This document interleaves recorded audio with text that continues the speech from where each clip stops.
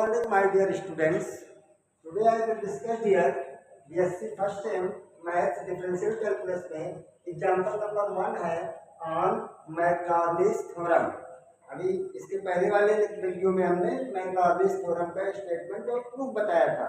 अब इस थ्योरम का एग्जाम्पल देखिएगा। तो कह रहा है using Maclaurin's theorem expand y equal to this up to term in x cube तक हमको एक्सपेंड करना है। तो उसको एक्सपेंड करने के लिए क्या करना पड़ेगा हमको? सबसे पहले सॉल्यूशन देखते हैं। अब मैकलॉरिस सीरीज है क्या, हमको चाहिए क्या क्या ये पता लग जाएगा। तो देखिए y equal to y nought चाहिए हमको, फिर प्लस y1 x नॉट चाहिए हमको, फिर x square upon 2 factorial y2 not चाहिए हमको, फिर plus x cube upon 3 factorial y3 not चाहिए, y3 नॉट इतना हमको चाहिए क्योंकि कह रहा है अप टू x3 पर। तो इतना हमको चाहिए। इतना चाहने के लिए हमको क्या करना पड़ेगा? देखिए given here y equal to root of 1 plus x given है हमारे पास। ये y equal to root of this, इसी को हम लिख सकते हैं 1 प्लस एक्स की पावर हाफ, राइट। अब अगर हम this implies that y nought, क्योंकि हमको y नॉट चाहिए, तो y नॉट मीन्स क्या हुआ? जहां पे x है वहां पे 0 रख दें। दिस इज इक्वल टू जो है 1 प्लस 0 की power half. This is equal to क्या मिलने वाला है? 1 मिलेगा, और 1 का स्क्वायर रूट 1 ही होता है आपका, तो ये 1 आ जाएगा। अब हमको चाहिए y1, तो इसको हम डिफरेंशिएट करेंगे। तो y1 क्या मिलेगा? y1 इक्वल टू मिल जाएगा हमारे पास हाफ इंटू 1 प्लस एक्स की पावर माइनस 1 अपॉन, क्योंकि 1 माइनस 1 अपॉन 2 करोगे तो मिल जाएगा आपका जो है n माइनस 1। क्या करेंगे? n माइनस 1 का मतलब हाफ माइनस 1 करोगे तो मिल जाएगा -1/2। क्या मिल जाएगा? -1/2 मिल जाएगा, राइट।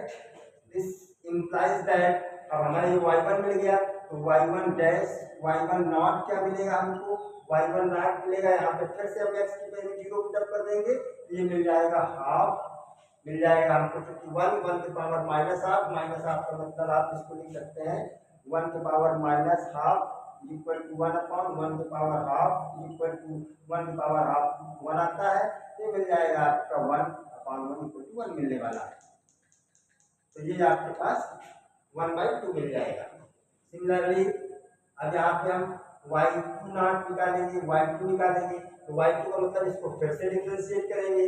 देखिए मिल जाएगा ये -1/4 मिल जाएगा, 1/2 इंटू -1/2 तो मिल जाएगा -1/4, और फिर से इस पे -1 करेंगे तो 1 प्लस एक्स की पावर -1, यानी 1 जो है माइनस हाफ -1 तो मिल जाएगा -3/2 मिलने वाला है। तो -3/2 लिख देंगे, राइट।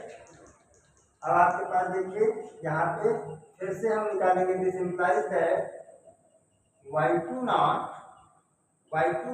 इज इक्वल टू, यहाँ पे फिर x की वैल्यू 0 रखेंगे, तो -1/4 into 1 plus 0 to the power -3/8। कुछ भी पावर 1 के 1 ही मिलने वाला होता है, तो -1/4 मिल जाएगा, राइट। और फिर y3 निकालना पड़ेगा हमको। क्या निकालना पड़ेगा? y3 निकालना पड़ेगा। तो y3 निकालेंगे तो इसको डिफरेंशिएट करेंगे। तो माइनस माइनस से मिल करके फिर प्लस हो जाएगा, और ये 3/8 हो जाएगा, 3/8। चलो फिर से इसको डिफरेंशिएट हम यहाँ करते हैं।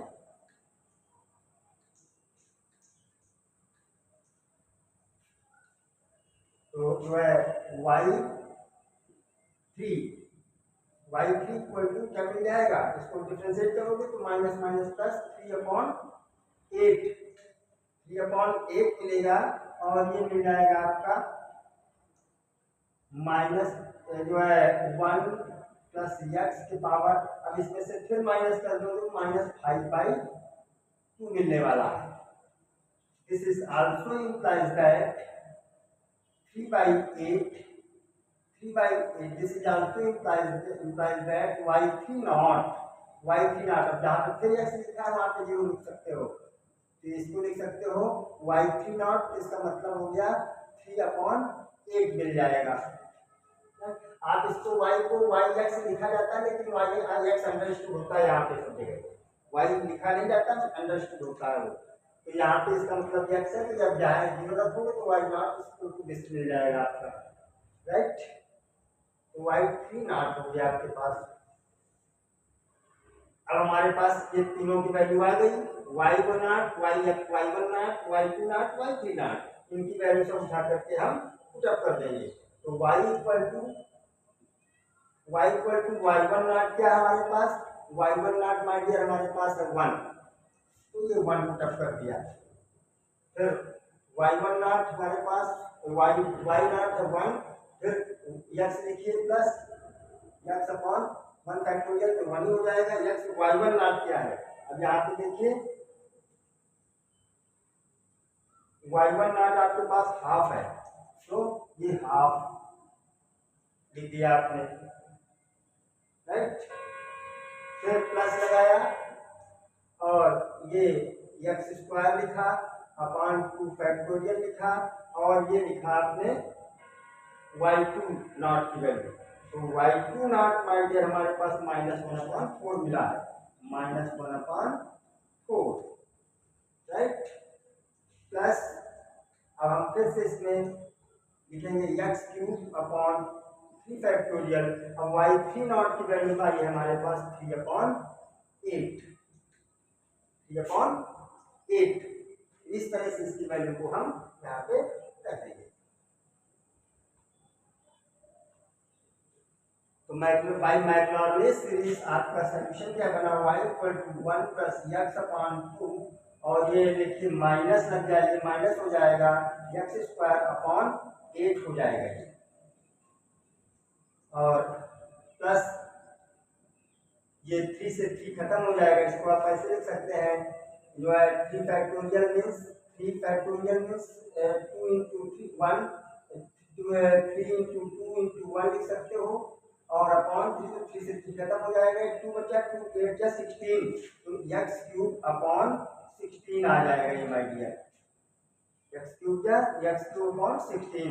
This is the answer of question. इस तरह से आपके पास ये इसका आंसर हुआ। Okay, thank you.